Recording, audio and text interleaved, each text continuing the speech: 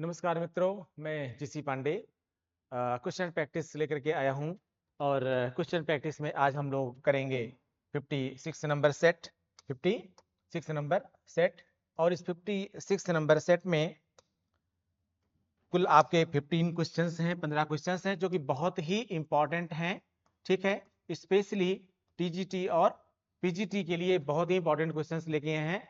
और इनमें वो क्वेश्चन हैं जिनको आप मान के चलिए कि आपके पेपर में आने ही आने हैं। ठीक है, और तो कुल 15 सेट में है। फिलहाल हम व्याख्या इतनी लंबी करेंगे उसकी जो जितनी जरूरत है कि आपको एक 15 के अलावा कम से कम 45 क्वेश्चन आपके इजिली हो जाए। और साथ ही साथ जितने भी लोग नए सब्सक्राइबर जुड़ रहे हैं, मेरी रिक्वेस्ट है क्योंकि रोज ही लगभग 20 से 30 सब्सक्राइबर बढ़ते हैं चैनल पर। ऐसे लोग जो नए जुड़ रहे हैं, चाहे वो पॉलिटिकल साइंस के हों, चाहे वो हिस्ट्री के हों, या दोनों के हैं, टीजीटी दे रहे हैं, तो वो पिछले सेट्स को हमारे आज हम 56 नंबर ले रहे हैं, इससे पहले के 55 सेट, ठीक है, यानी लगभग 750-800 क्वेश्चन, इनको आप जरूर पूरा कर डालिए क्योंकि वे 750-800 क्वेश्चन जो है आपको इतना ज्यादा फायदा पहुंचाएंगे कि आप खुद पाएंगे कि हाँ, एक बहुत ही अच्छा क्वेश्चन बैंक हमारे लिए तैयार हो गया है। ठीक है, तो क्योंकि उनकी व्याख्या से क्वेश्चन तो हो सकता है आपको 750-800 मिल रहे हैं, लेकिन आपको उनकी व्याख्या से 1500 के ऊपर क्वेश्चन है, दुगने क्वेश्चन से ज्यादा सॉल्व करने में मदद मिल सकती है। ठीक है, और काफी फैक्ट आपको जो है वो लर्न हो जाएंगे। और एग्जाम से पहले तो एक हफ्ते आप कुछ मत करिए, केवल अगर इन्हीं सेट्स को भी आप रिवाइज कर लेंगे तो भी आपका पूरा काम हो जाएगा। ठीक है, चलिए आइए करते हैं पहला क्वेश्चन। पहला क्वेश्चन है, भारतीय संघवाद के उदाहरण को सर्वोत्कृष्ट किस नाम से विश्लेषित किया जा सकता है? भारतीय संघवाद के उदाहरण को सर्वोत्कृष्ट किस नाम से विश्लेषित किया जा सकता है? विशुद्ध संघवाद, शास्त्रीय संघवाद, अर्ध संघवाद, प्राचीनतम संघवाद। देखिए, भारतीय संघवाद को अगर सर्वोत्कृष्ट नाम से विश्लेषित करने की बात हो तो पहले इन चारों विकल्पों को थोड़ा सा आप समझ लीजिए किसको क्या कहते हैं। विशुद्ध संघवाद का मतलब क्या होता है? विशुद्ध संघवाद वास्तव में वह होता है जिसमें जैसे आपका अमेरिका है कि केंद्र के साथ साथ राज्यों की भी स्वायत्तता होती है। ठीक है, और उनको अधिकार बहुत ज्यादा मिले होते हैं। जबकि शास्त्रीय संघवाद का मतलब होता है ट्रेडिशनल संघवाद, इसको समझने कोई मतलब नहीं है खास। प्राचीनतम संघवाद को भी समझने कोई खास जरूरत आपको नहीं है, जो पहले के संघवाद की अवधारणा थी। इन दोनों को अगर आप हटा दें तो विशुद्ध संघवाद का सबसे बढ़िया उदाहरण आपको अमेरिका मिलेगा। ठीक है, जहां पर राज्यों को एक तरह से स्वतंत्रता है। लेकिन अगर आप भारतीय संघवाद को समझेंगे तो इसका आंसर क्या हो जाएगा? अर्ध संघवाद। ठीक है, अर्ध संघवाद किसे कहते हैं? दरअसल भारत का जो संघवाद बनाया गया है उस भारतीय संघ के अंदर प्रांतों को स्वायत्तता दी गई है, ऑटोनॉमिटी दी गई है, फ्रीडम या इंडिपेंडेंस यानी स्वतंत्रता नहीं दी गई है। और स्वायत्तता और स्वतंत्रता में बेसिक अंतर यह होता है कि दरअसल स्वायत्तता कुछ प्रतिबंधों के अधीन होती है। ठीक है, और उन प्रतिबंधों के अंदर ही आपको कार्य करने होते हैं, पर आपकी जो अंतिम शक्ति होती है, आपके ऊपर नियंत्रण की जो अंतिम शक्ति होती है वह केंद्र सरकार की होती है, संघीय सरकार की होती है। ठीक है, जैसे बहुत सारे ऐसे लक्षण हमारे भारतीय संविधान में हैं जो यह बताते हैं कि यह एकात्मक लक्षण का प्रतीक है। यानी हमारा जो भारतीय संघवाद है उसमें एकात्मक लक्षण ज्यादा हैं और संघात्मक लक्षण कम है। पर बहुत सारे ऐसी व्यवस्थाएं भी हैं जो भारत को संघवाद की तरफ ले जाती हैं। ये अलग बात है कि कम ही हो, ठीक है, लेकिन चूंकि संविधान का पहला अनुच्छेद स्वयं ही यह घोषणा करता है कि भारत राज्यों का संघ है और बाकी विशेषताएं यह बताती है कि भारत राज्यों का संघ है, तो उसमें कुछ इफ और बट की कोई बात ही नहीं है। भारत राज्यों का संघ है, भारत में संघवाद है, लेकिन क्या पूर्ण संघवाद है? नहीं, पूर्ण संघवाद नहीं है। इसीलिए डॉक्टर के सी फेयर डॉक्टर के सी फेयर ने क्या कहा है? डॉक्टर के सी फेयर ने क्या कहा है कि भारत जो है अर्ध संघ है। भारत क्या है? अर्ध संघ है, यानी भारत राज्यों का संघ है लेकिन इसको पूर्ण संघ ना मान करके क्या माना जाए? अर्ध संघ माना जाए। इसीलिए आंसर क्या हो जाएगा इसका? सी हो जाएगा। अगला क्वेश्चन देखते हैं, निम्नलिखित में से कौन सी एक अध्यक्षीय सरकार की विशेषता है? निम्नलिखित में से कौन सी एक अध्यक्षीय सरकार की विशेषता है। एकल न्यायिक व्यवस्था, सरकार की संघीय व्यवस्था, शक्तियों का पृथक्करण, शक्तियों का विभाजन, शक्तियों का विभाजन। दरअसल एक अध्यक्षीय सरकार की विशेषता की बात करें तो हम प्रमुख विशेषता को देखें तो वास्तव में एकल न्यायिक व्यवस्था, सरकार की संघीय व्यवस्था या शक्तियों का विभाजन, यह सब संसदीय व्यवस्था में आते हैं। इनमें से कुछ लक्षण संघात्मक व्यवस्था में भी आते हैं, लेकिन अगर अध्यक्षीय सरकार की प्रमुख विशेषता देखी जाए तो वह होता है शक्तियों का पृथक्करण। क्या होता है? शक्तियों का पृथक्करण। यानी यहाँ कार्यपालिका और व्यवस्थापिका, व्यवस्थापिका यानी विधायिका यानी लेजिस्लेशन, तो यहाँ व्यवस्थापिका और कार्यपालिका स्वतंत्र होती हैं। व्यवस्थापिका और कार्यपालिका स्वतंत्र होती हैं। यानी अगर हम प्रोफेसर गवर्नर के हिसाब से देखें, प्रोफेसर गार्नर के हिसाब से देखें तो प्रोफेसर गार्नर साहब यह कहते हैं कि दरअसल जो अध्यक्षात्मक व्यवस्था होती है उसका प्रमुख लक्षण ही यह होता है कि कार्यपालिका यानी सरकार यानी राष्ट्रपति और उसकी मंत्रिपरिषद, यह क्या होती हैं? व्यवस्थापिका से स्वतंत्र होती है। किसमें? अपने नीति निर्माण में, अपने कार्यकाल में, अपने नीति निर्माण के संबंध में, अपने कार्यकाल के संबंध में, और इस प्रकार से कि उसके कार्यों में व्यवस्थापिका का न्यूनतम हस्तक्षेप हो, इस प्रकार की व्यवस्था अध्यक्षीय शासन की प्रमुख विशेषता होती है। याद रखिएगा, शक्तियों का पृथक्करण, शक्तियों का विभाजन तो संसदात्मक व्यवस्था में भी होता है, हमारे यहाँ भी शक्तियों का विभाजन किया गया है। ठीक है, इसलिए आंसर क्या होगा इसका? सी होगा, शक्तियों का पृथक्करण। यह अध्यक्षीय सरकार की एक प्रमुख विशेषता है। अगला क्वेश्चन देखते हैं। कोई नहीं, एक थोड़ी सी इंफॉर्मेशन आपको जो हमें अक्सर देनी पड़ती है आपको, वो मैं दे रहा हूं आपको कि रेगुलर बैचेस आपके चल रहे हैं, टीजीटी के भी, पीजीटी के भी, नेट जेआरएफ के रेगुलर बैचेस चल रहे हैं। पॉलिटिकल साइंस की क्लास सुबह 7:30 से 9 है और हिस्ट्री की क्लास जो है वो सुबह 9 से 10:30 चल रही है। और इसको आप लोग ज्वाइन कर सकते हैं ऑफलाइन भी और ऑनलाइन भी। जो प्रयागराज के आसपास के स्टूडेंट्स हैं, प्रयागराज में हैं, वे आकर के ऑफलाइन ज्वाइन कर सकते हैं, और जो दूर दराज के हमारे स्टूडेंट हैं वे जो है आपके ऑनलाइन कोर्सेज ले सकते हैं। ठीक है, और उसके लिए आपको केवल ऐप डाउनलोड करना है, और वह ऐप आपका है साकेत सिविल सर्विसेज के नाम से। साकेत सिविल सर्विसेज के नाम से ऐप है। इस ऐप को आप लोग डाउनलोड करिए। बहुत ही जेन्युइन फीस में आपको पढ़ाई मिलेगी, और वो पढ़ाई मिलेगी जिसमें आप खुद महसूस करेंगे कि डिसिप्लिन पढ़ाई क्या होती है। आमतौर पर जो टीजीटी पीजीटी के कोर्सेज चलाते हैं लोग, उसमें बहुत ही सतहीपन कभी कभी दिखता है, बहुत ही उबड़ खाबड़पन कभी कभी दिखता है। आप विश्वास मानिए, आप यह पाएंगे कि सिस्टमेटिक क्लास क्या होती है, क्योंकि जो हमारी आईएएस पीसीएस की टीम है वही क्लास लेती है, और आपको खुद पता चल जाएगा कि वास्तव में हमारे हिसाब से ठीक है या नहीं ठीक है। आइए अगला क्वेश्चन देखते हैं। नीचे दी गई शासन प्रणालियों को उनके आवश्यक गुणों से मिलाइए। नीचे दी गई शासन प्रणालियों को उनके आवश्यक गुणों से मिलाइए और प्रदत्त कूट से सही उत्तर का चयन कीजिए। एक तरफ दी गई है शासन प्रणाली और दूसरी तरफ दिया गया है आवश्यक गुण। ठीक है, अब इसमें देखना है आपको कौन सही मिलता है, कौन सा सही मिलता है। ठीक है, कैबिनेट शासन प्रणाली का मतलब क्या होता है? शक्ति पृथक्करण, सामूहिक उत्तरदायित्व, शक्तियों का संकेंद्रण या शक्ति का विभाजन। तो कैबिनेट शासन प्रणाली किस पर काम करेंगे भाई? सामूहिक उत्तरदायित्व की भावना से कार्य करती है। ठीक है, अध्यक्षात्मक शासन प्रणाली का अभी मैंने कराया ही आपको। इसका मतलब ये आधारभूत सिद्धांत है शक्तियों का पृथक्करण। ठीक है, तो बी का क्या हो जाएगा? 1 हो जाएगा, बी का 1 हो जाएगा। जाहिर सी बात है कि संघात्मक शासन प्रणाली में क्या होता है? शक्तियों का विभाजन होता है।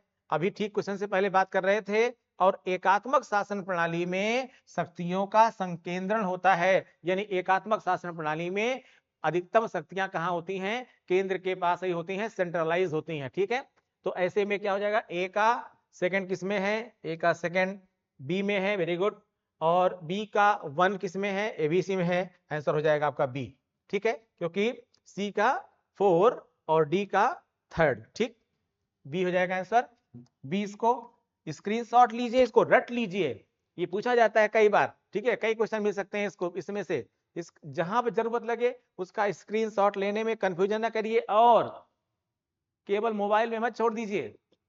मोबाइल में आपके बहुत सारी चीजें होती हैं, आपको समझ में नहीं आता, कई बार भूल जाते हैं आप। इसलिए जरूरत है कि आप कॉपी पेपर भी लीजिए, उसमें इंपॉर्टेंट चीजों को नोट करते रहिए, ठीक है ना। और जब आपका मन न लगे, तन्हाई जगे, उठाइए उसको पढ़ लीजिए। पॉलिटिकल साइंस तभी पढ़िए जब आपका मन न लग रहा हो, ठीक है। बहुत ही मजेदार विषय है, ठीक, लेकिन बहुत सारा सीरियस होने की जरूरत नहीं है, ठीक है। मजे मजे में पढ़ाई करिए, हंस हंस के पढ़ाई करिए, लोड मत लीजिए, ठीक है। आजकल के युवाओं को कई बार देखने के बाद ऐसा लगता है कि सारी दुनिया का बोझ इन्हीं के ऊपर है। अरे भैया, तुम केवल अपना बोझ उठा लो, ठीक है, पूरी दुनिया का बोझ उठाने की कोशिश ना करो। जिंदगी है, जीने के लिए भी होती है, थोड़ा जीजिए, थोड़ा अच्छे से उसको मजा लीजिए, पढ़ाई भी कीजिए, ठीक है। आइए अगला क्वेश्चन देखिए। निम्न में से किस देश में संसदीय और अध्यक्षीय तरह की सरकारों का सम्मिश्रण विद्यमान है? निम्न में से किस देश में संसदीय और अध्यक्षीय तरह की सरकारों का सम्मिश्रण विद्यमान है? ब्रिटेन में, फ्रांस में, संयुक्त राज्य अमेरिका में, चीन में। इस तरह का पहले क्वेश्चन मैं करा चुका हूं, जो हमारे पुराने जो स्टूडेंट हैं, जो पहले सेट दे चुके हैं, वो तुरंत बताएंगे। किसमें है भैया? ब्रिटेन में है। किसमें? संसदीय और अध्यक्षीय दोनों प्रणालियों का सम्मिश्रण। ब्रिटेन में, फ्रांस में, संयुक्त राज्य अमेरिका में या चीन में? किसमें है? फ्रांस में है। कहां पर है? फ्रांस में है। थोड़ा सा आप इसके बारे में समझिएगा, थोड़ा डिटेल आप लोग देखिएगा इसके बारे में। दरअसल जनरल डी गाल, इनका नाम आप लोग सुने होंगे। जनरल डी गाल के द्वारा जो निर्मित संविधान था, जो निर्मित फ्रांसीसी संविधान था, वह 4 अक्टूबर 1958, ठीक है, 4 अक्टूबर 1958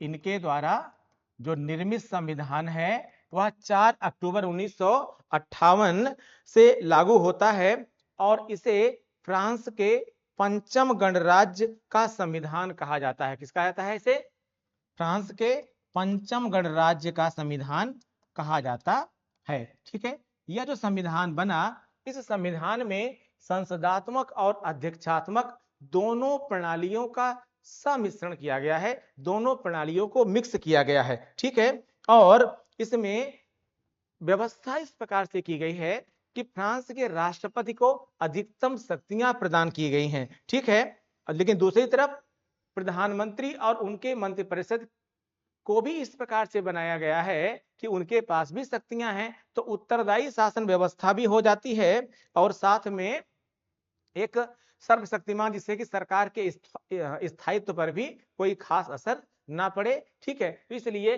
फ्रांस का ये संविधान बहुत ही महत्वपूर्ण है, और एक प्रकार से अपने आप में अभूतपूर्व प्रयोग है, क्योंकि कहीं कहीं, क्योंकि मैक्सिमम जगहों पर या तो संसदात्मक व्यवस्था है या फिर अध्यक्षात्मक व्यवस्था है, लेकिन इसमें दोनों की अच्छाइयों को मिला करके एक बेहतरीन व्यवस्था बनाने की कोशिश की गई है, ठीक है। ये डी गाल के द्वारा निर्मित संविधान था, जिसको 4 अक्टूबर 1958 से लागू किया गया। इसे फ्रांस के पंचम गणराज्य का संविधान भी कहा जाता है, ठीक है। आइए एक और देखिए।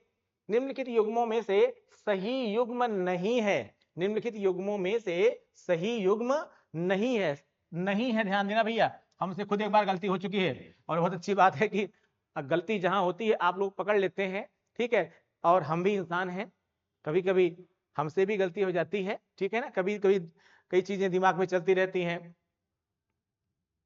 कभी कुछ और हो गया, कभी कुछ और हो गया, कभी ऐसा हो जाता है, ह्यूमन बीइंग है, तो कभी हो जाता है, इसको इंपॉर्टेंस नहीं देनी चाहिए। लेकिन आप लोग, हमें इवन बहुत अच्छा लगता है, कभी एक बार ऐसे शायद 2-3 सेट पहले मैंने समझाया तो ठीक, लेकिन मैंने टिक कहीं और कर लिया, तो एक बच्चे ने फोन करके मुझे बताया, ठीक है, और फोन करके बताया कि साहब ये ऐसा हो गया है, और मुझे बहुत अच्छा लगा, बहुत अच्छा लगा कि आप इतना ध्यान से पढ़ते हैं, और इसीलिए आपके, और मैं फिर यहाँ पे कहूंगा, आप लोग अगर मैं 15 क्वेश्चन लेके आया हूँ बेटा, तो 15 क्वेश्चन पूरा देखिए।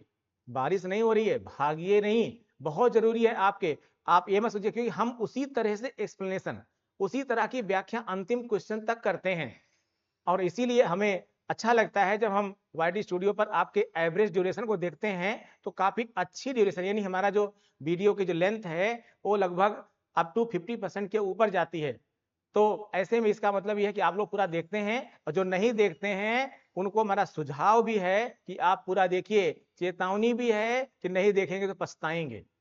ठीक है, देखिए, उससे आपको बेटा बहुत फायदा मिलेगा। ठीक है, आइए देखिए क्या कह रहा है, सही युग्म नहीं है।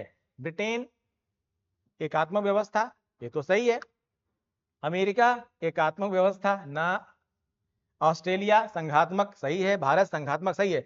भारत में संघात्मक व्यवस्था है, ऑस्ट्रेलिया में संघात्मक व्यवस्था है। अमेरिका में एकात्मक व्यवस्था नहीं है, बल्कि अमेरिका में क्या है, संघात्मक व्यवस्था है। ठीक है, और ब्रिटेन में एकात्मक व्यवस्था, ये सही है। आंसर क्या हो जाएगा इसका भाई, अमेरिका। यानी अमेरिका में क्या है, संघात्मक व्यवस्था है, एकात्मक व्यवस्था नहीं है, इसलिए सही युग्म नहीं है, सही सुमेलित नहीं है। ठीक है, क्या हो जाएगा, बी।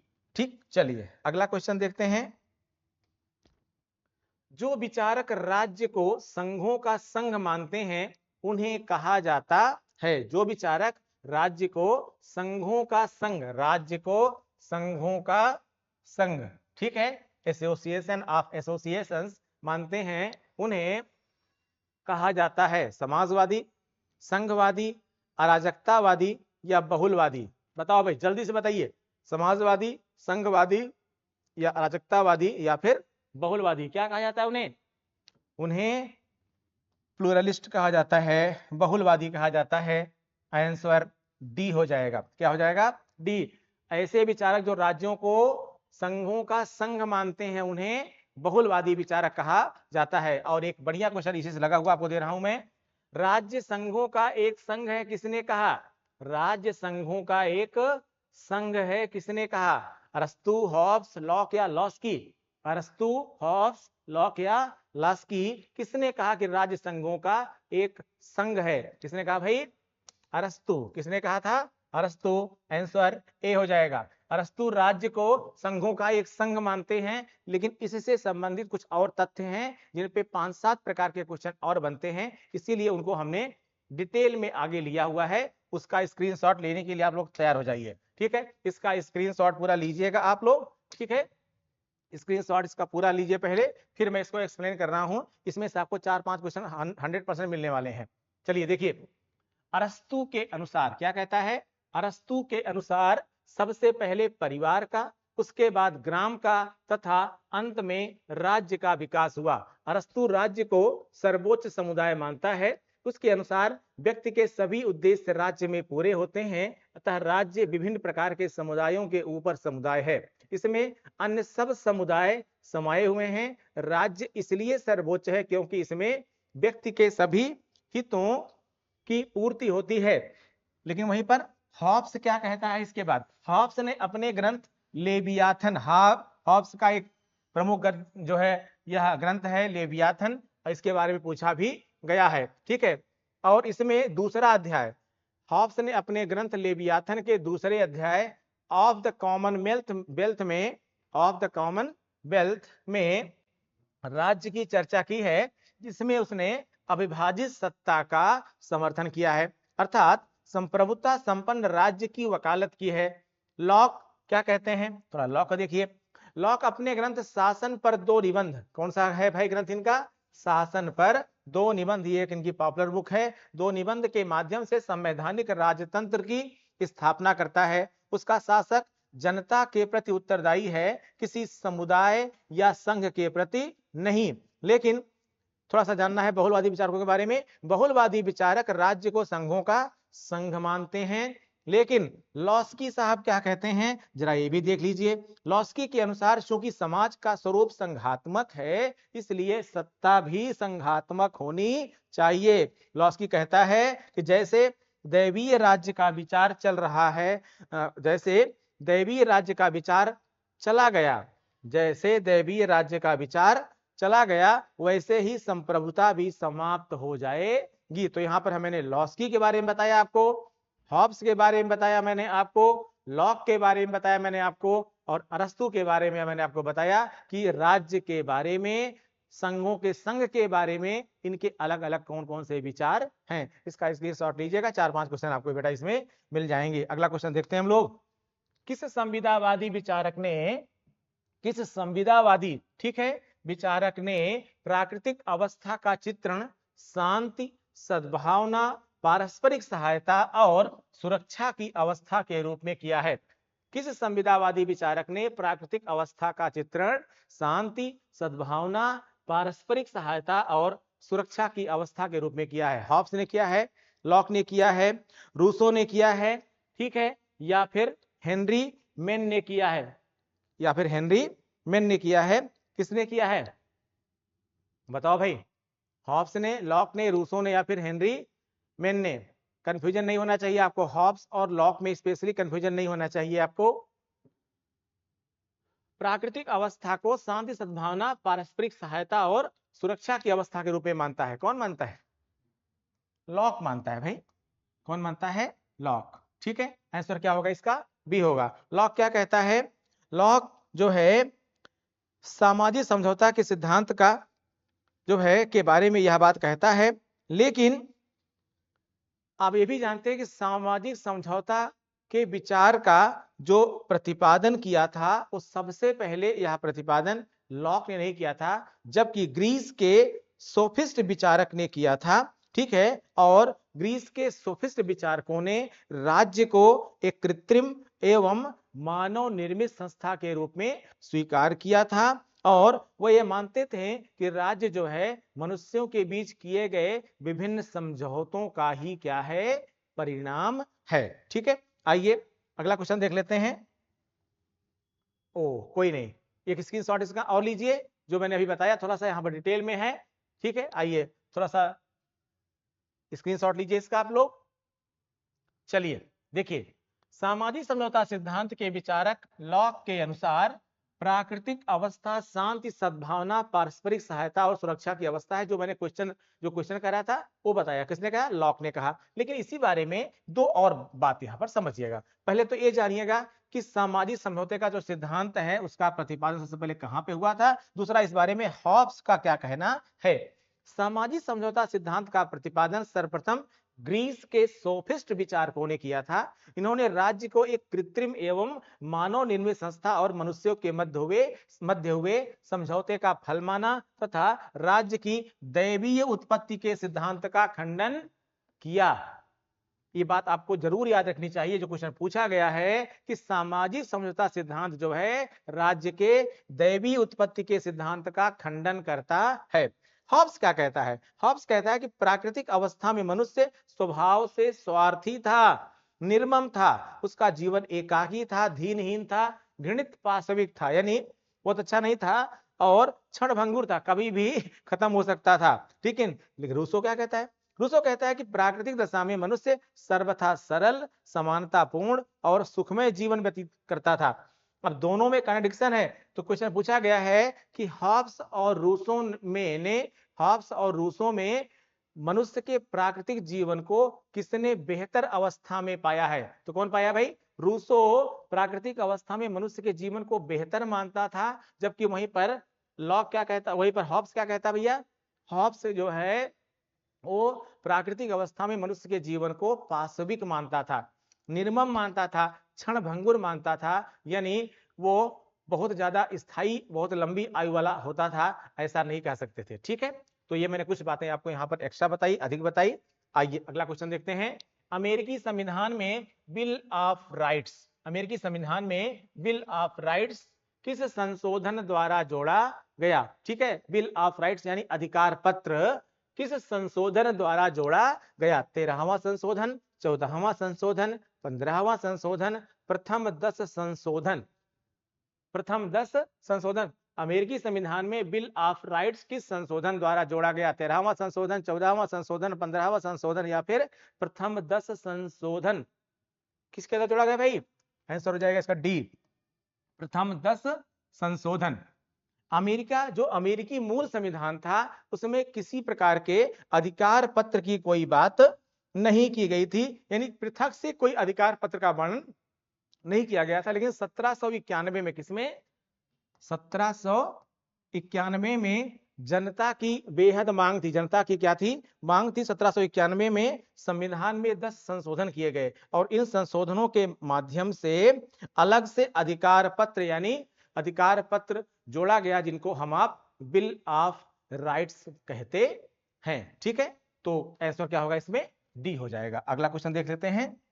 राज्य की विधायी एवं कार्यपालिक शक्तियों को नियंत्रित करने हेतु मॉन्टेस्क्यू ने किस सिद्धांत का प्रतिपादन किया? ठीक है, राज्य की विधायी एवं कार्यपालिक शक्तियों, विधायी यानी लेजिस्लेटिव पावर, कार्यपालिक यानी एग्जीक्यूटिव पावर, ठीक है, को नियंत्रित करने हेतु मॉन्टेस्क्यू ने किस सिद्धांत का प्रतिपादन किया? विधायिका की सर्वोच्चता, कार्यपालिका की सर्वोच्चता, नियंत्रण एवं संतुलन, तानाशाही राज्य। फटाफट बताइए क्या होगा भाई? क्या होगा? सी होगा, नियंत्रण एवं संतुलन। आंसर होगा इसका सी। मॉन्टेस्क्यू ने कार्यपालिका और विधायिका के मध्य शक्तियों का सही प्रकार से नियंत्रण रहे, उसके लिए किस सिद्धांत का प्रतिपादन किया था? नियंत्रण एवं संतुलन का। वह यह मानता था, दरअसल मॉन्टेस्क्यू का मानना यह था कि शक्तियों का पृथक्करण होना चाहिए, शक्तियों का पृथक्करण अच्छी बात है, ठीक है, लेकिन उसकी एक बुक थी, उसका नाम था spirit of law. Spirit of law, उसमें यह मानता है, उसमें यह कहता है दरअसल शक्तियों का पृथक्करण अच्छी बात है, शक्तियों का पृथक्करण होना चाहिए, क्योंकि शक्तियों का अगर केंद्रीकरण हो जाएगा तो समस्या हो सकती है। लेकिन वह यह भी कहता है कि दरअसल यह स्वतंत्रता के लिए आवश्यक है, शक्तियों का पृथक्करण व्यक्ति की स्वतंत्रता के लिए आवश्यक है, लेकिन शक्तियों का अगर पृथक्करण रहता है तो इसकी एक समस्या यह होती है कि प्रशासनिक संचालन में कभी कभी व्यवहारिक समस्याएं आती हैं, और अगर प्रशासनिक समस्याओं का सुचारू रूप से संचालन करना है और किसी एक संस्था में शक्तियों का केंद्रीकरण ना हो जाए, या कोई एक संस्था शक्तियों का पूर्ण दुरुपयोग ना कर ले, तो ऐसे में क्या होना चाहिए कि ये जो संस्थाएं हैं ये दूसरी संस्थाओं के साथ इस प्रकार से जुड़ी रहें कि शक्तियों पर नियंत्रण बना रहे, और जब एक की शक्ति का दूसरी संस्था की शक्ति के साथ इस प्रकार का जुड़ाव होता है कि वह संतुलन स्थापित करने में सहयोग कर रही हो, तो ऐसे में वह शासन संचालन के लिए एक सुगम व्यवस्था मानी जाती है। शक्तियों का पृथक्करण, जैसे मान ए है और बी है, इन दोनों के बीच में शक्तियों का पृथक्करण अच्छी बात है, लेकिन अगर यह दोनों आवश्यकता के लिए आपस में जुड़ी हुई हो, ठीक है, शक्तियां आपकी अलग अलग हैं पर आवश्यकता अनुसार जुड़ी हुई हो, तो ऐसे में क्या हो जाएगा, दोनों के मध्य शक्ति का संतुलन क्या होगा, बैलेंस ऑफ पावर जो है वो बनी रहेगी। और अगर बैलेंस ऑफ पावर बना रहेगा तो ऐसे में क्या होगा, उनके कार्यों पर कुछ ना कुछ नियंत्रण हो जाएगा, अनियंत्रित रूप में कोई भी संस्था कार्य नहीं कर सकती है, ऐसा इनका मॉन्टेस्क्यू साहब का मानना था। ठीक है, आइए अगला क्वेश्चन देख लेते हैं हम लोग। 11वां क्वेश्चन, संसदीय सरकार में कार्यपालिका की वास्तविक शक्तियां किसमें निहित हैं? संसदीय सरकार में कार्यपालिका की वास्तविक शक्तियां किसमें निहित हैं? प्रधानमंत्री में, संसद में, मंत्रिपरिषद में, या फिर राष्ट्रपति में? संसदीय सरकार में, पार्लियामेंट्री गवर्नमेंट में कार्यपालिका यानी एग्जीक्यूटिव बॉडी की वास्तविक शक्तियां, रियल पावर किसमें वेस्टेड हैं, किसमें निहित हैं? प्रधानमंत्री में, संसद में, मंत्रिपरिषद में, या फिर राष्ट्रपति में? क्या होगा आंसर? होगा मंत्रिपरिषद यानी सी। क्या होगा भाई आंसर? सी हो जाएगा। ठीक है, सी हो जाएगा आंसर इसका। ठीक, संसदीय सरकार में जैसे भारत में है, तो भारत में शक्ति किसमें निहित है? मंत्रिपरिषद में निहित है। मंत्रिपरिषद किसे कहते हैं भाई? किसे कहते हैं? मंत्रिपरिषद वह है जो राष्ट्रपति को सलाह देने के लिए बनाई जाती है, प्रधानमंत्री के दिशा निर्देशन में कार्य करती है। 5 प्रकार के मंत्री होते हैं, कैबिनेट मंत्री स्वतंत्र प्रभार, राज्य मंत्री स्वतंत्र प्रभार, और फिर उपमंत्री। इन 5 मंत्रियों से मिलकर के बनने वाले समूह को क्या कहते हैं? क्या कहते हैं भाई? मंत्रिपरिषद कहते हैं। ठीक है, इससे पहले संख्या इनकी कुछ भी हो सकती थी, लेकिन कॉन्स्टिट्यूशन अमेंडमेंट किया गया और उसके माध्यम से टोटल नंबर के 15% से, ठीक है, जितना सदन की संख्या है उसकी संख्या के 15% से अधिक मंत्री फिलहाल नहीं बनाए जा सकते हैं। बहरहाल संसदीय सरकार में कार्यपालिका की वास्तविक शक्ति किसमें निहित होती है? मंत्रिपरिषद में निहित होती है। अगला क्वेश्चन, लोक प्रशासन पर संसदीय नियंत्रण के लिए कौन सा तरीका उपयुक्त नहीं है? लोक प्रशासन पर या फिर प्रशासन पर, ठीक है, या फिर शासन पर, जो चाहे कह दीजिए, सब तीनों से बदल के क्वेश्चन पूछा गया है। चाहे यहाँ पे कहा जाए शासन पर संसदीय नियंत्रण के लिए, या कहा जाए प्रशासन पर संसदीय नियंत्रण के लिए, या कहा जाए लोक प्रशासन पर संसदीय नियंत्रण के लिए, कौन सा तरीका उपयुक्त नहीं है? वाद विवाद तथा बहस, वाद विवाद तथा बहस, स्थगन प्रस्ताव, अविश्वास प्रस्ताव, या फिर सदन से बहिर्गमन। देखिए, संसद कितने प्रकार का नियंत्रण होता है? प्रशासन पर नियंत्रण के 4 प्रकार होते हैं। एक नियंत्रण होता है विधायी नियंत्रण, एक क्या होता है? विधायी नियंत्रण। एक होता है कार्यपालिकीय नियंत्रण, कार्यपालिकीय नियंत्रण। अब एक है न्यायिक नियंत्रण, न्यायिक नियंत्रण, और एक है जन नियंत्रण, ठीक है, जन नियंत्रण। वाद विवाद तथा बहस यह विधायी नियंत्रण का एक भाग है, जिसमें सदन में विभिन्न मामलों में आपस में वाद विवाद होता है, बहस होता है। जाहिर सी बात है, इससे कार्यपालिका यानी सरकार पर नियंत्रण किया जाता है, सरकार पर नकेल कसने का काम किया जाता है। स्थगन प्रस्ताव, किसी मामले में क्या होता है, विपक्ष के द्वारा स्थगन प्रस्ताव लाया जाता है, तो यह भी नियंत्रण का एक साधन है। अविश्वास प्रस्ताव, नो कॉन्फिडेंस मोशन भी लाया जाता है सरकार को चेतावनी देने के लिए, या सरकारें अगर सीमांत बहुमत में रहती हैं तो सरकार को एक तरह से धमकी देने के लिए, सरकार आप गिरा सकते हैं हम, अविश्वास प्रस्ताव लाया जाता है। या इस बात को बताने के लिए कि आपके पक्ष में जो है कितने लोग हैं, कितने लोग हमारे पक्ष में हैं, इसको जांचने के लिए भी, या सरकार पर नियंत्रण करने के लिए एक माध्यम अविश्वास प्रस्ताव भी होता है। लेकिन सदन से बहिर्गमन, इसको कहते हैं आप वॉकआउट।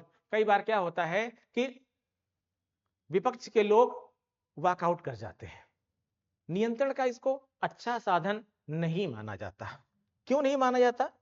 दरअसल ये कौन सी बात हुई कि मैं मायके चली जाऊंगी, तुम देखते रहियो, ये कोई बात तो नहीं हुई ना, ठीक है।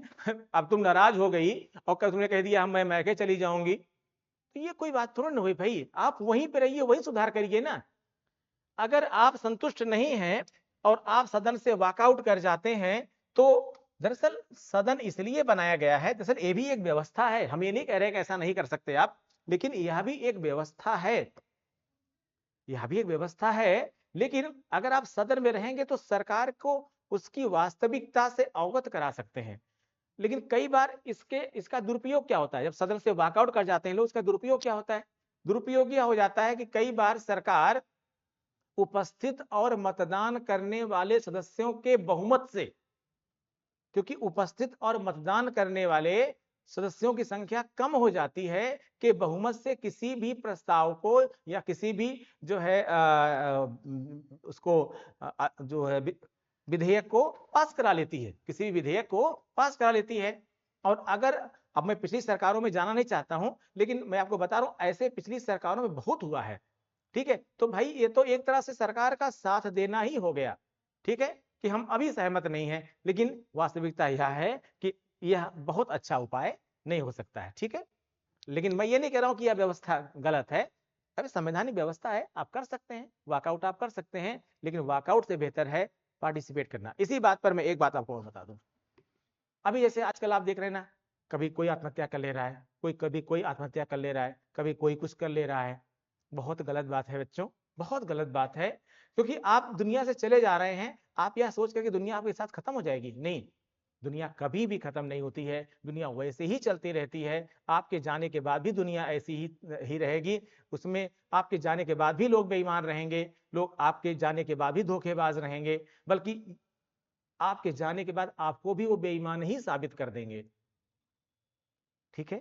इससे अच्छा है कि दुनिया में रह के समस्याओं का सामना कीजिए, यहां से भाग जाना कोई विकल्प नहीं है, बल्कि भाग लेना, उस व्यवस्था में भाग लेना जो आपके साथ गलत करे, उसका पर्दाफाश कीजिए, अपना जीवन मत गंवाइए, बहुत अनमोल है बेटा जीवन, ठीक है।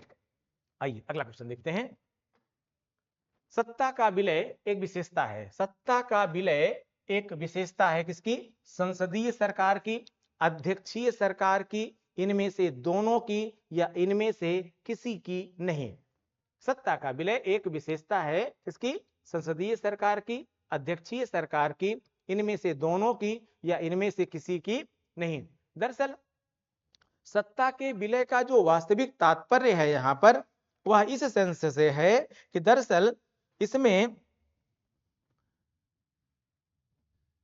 जो सरकार में होते हैं, जो कार्यपालिका होती है, दरअसल वह कहीं अलग से नहीं आती। जैसे जैसे अध्यक्षात्मक व्यवस्था में क्या होता है कि सरकार में राष्ट्रपति किन्हीं को किसी को भी शामिल कर सकता है, लेकिन जो हमारी ये संसदात्मक व्यवस्था होती है, ठीक है, जो हमारी संसदात्मक विशेष व्यवस्था होती है, इस संसदात्मक व्यवस्था में विधायिका है, लेजिस्लेशन है, और इसी विधायिका से क्या निकलती है भाई, कार्यपालिका निकलती है। ठीक है, अब जैसे विधायिका हमारे यहाँ द्विसदनीय है, यानी एक क्या है, राज्यसभा है, और दूसरा क्या है, लोकसभा है। अब जो ये कार्यपालिका बनती है, जो सरकार बनती है, इसमें जो मंत्री होते हैं लोकसभा और राज्यसभा दोनों से लेकर के बनते हैं, दोनों से लिए जाते हैं। इसे ही कहते हैं सत्ता का विलय, यानी व्यवस्थापिका और कार्यपालिका दोनों, यानी व्यवस्थापिका और कार्यपालिका जो बनती है वह कहीं ना कहीं एक दूसरे से संबंधित होती है। इसीलिए इसको हम सत्ता के विलय का सिद्धांत भी, संसदात्मक व्यवस्था को सत्ता के विलय का सिद्धांत भी कहा जाता है। और इसीलिए जो हमारी कार्यपालिका होती है वह व्यवस्थापिका के प्रति, विधायिका यानी इसे क्या कहते हैं, व्यवस्थापिका, ठीक है, इस व्यवस्थापिका के प्रति क्या होती है, उत्तरदायी भी होती है। ठीक, अगला क्वेश्चन देखते हैं। एक संसदीय प्रकार की सरकार में निम्नलिखित में से कौन वास्तविक कार्यकारी शक्तियों का उपभोग करता है। एक संसदीय प्रकार की सरकार में निम्नलिखित में से कौन वास्तविक कार्यकारी शक्तियों का उपभोग करता है। राज्य का प्रमुख, मंत्रिमंडल, सर्वोच्च न्यायालय, संसद। कौन वास्तविक कार्यकारी शक्तियों का उपभोग करता है। राज्य का प्रमुख, मंत्रिमंडल, सर्वोच्च न्यायालय, संसद। ऐसे लोग जो हमारे 2 दिन के पहले का वीडियो देखे होंगे वो तुरंत एक्सप्लेन कर देंगे।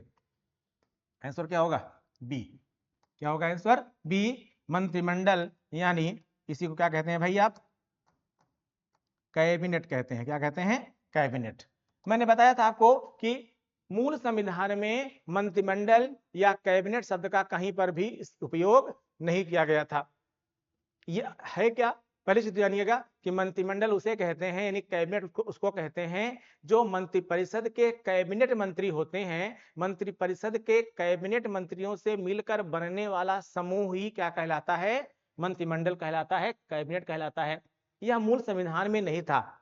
संविधान के 44वें यानी 44th कॉन्स्टिट्यूशन अमेंडमेंट, संविधान के 44वें संशोधन के द्वारा इसको अनुच्छेद 352 में स्थान दिया गया। कहां पर दिया गया, क्या लिखा गया 352 में, युद्ध, बाह्य आक्रमण अथवा सशस्त्र विद्रोह की स्थिति में राज्य मंत्रिमंडल की लिखित सिफारिश पर राष्ट्रपति, मंत्रिमंडल की लिखित सिफारिश पर राष्ट्रीय आपात की उद्घोषणा करेगा।